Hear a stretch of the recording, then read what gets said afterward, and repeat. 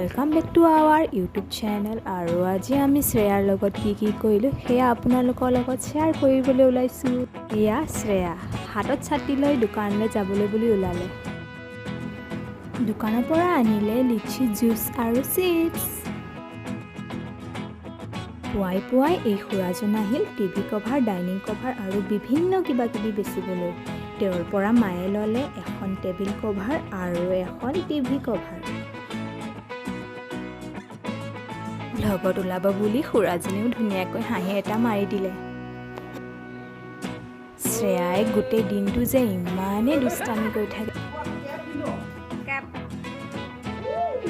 তাইৰ দুষ্টামিবোৰ আপোনালোকৰ লগত শ্বেয়াৰ কৰিলোঁ। আপোনালোকেও তাইক মৰম দিব বুলি আশা কৰিলোঁ।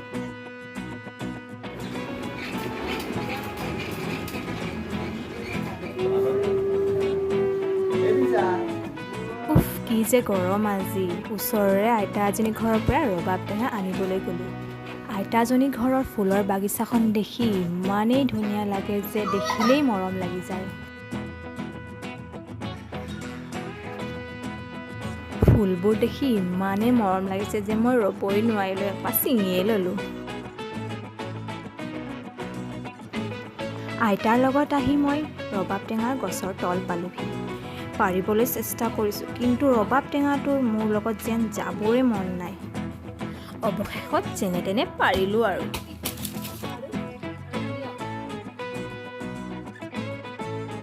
মোক দেখি আইতাই ৰ'ব নোৱাৰি নিজেই পাৰি দিলে।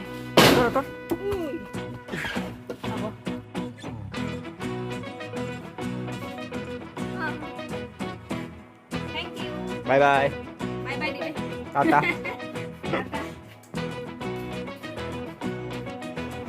এয়া হ'ল প্ৰীতি। টেঙা বস্তুটো অকলে খাব নোৱাৰি, সেইকাৰণে তাইকো মাতিলোঁ। তাইৰ কলপাত কটা ষ্টাইলটো দেখি যেন লাগিছে তাইৰ কলপাত কটাৰ এক্সপিৰিয়েঞ্চটো আছে।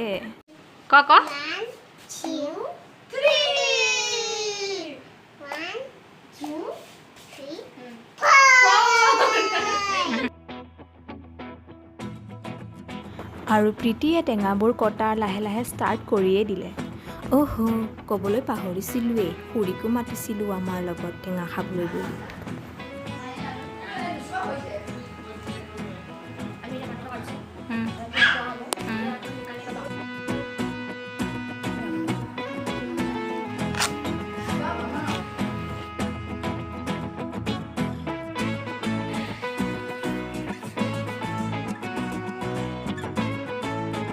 কি দি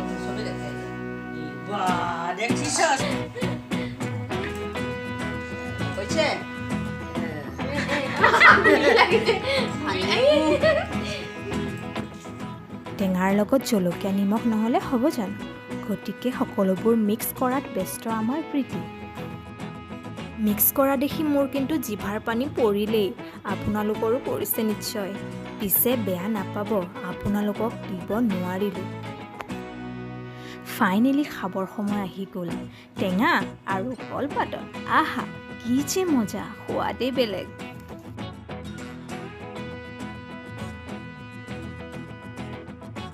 এয়া হ'ল চপিয়া দি হাতত টেঙা পায়েই মুখত মিচিকি হাঁহি।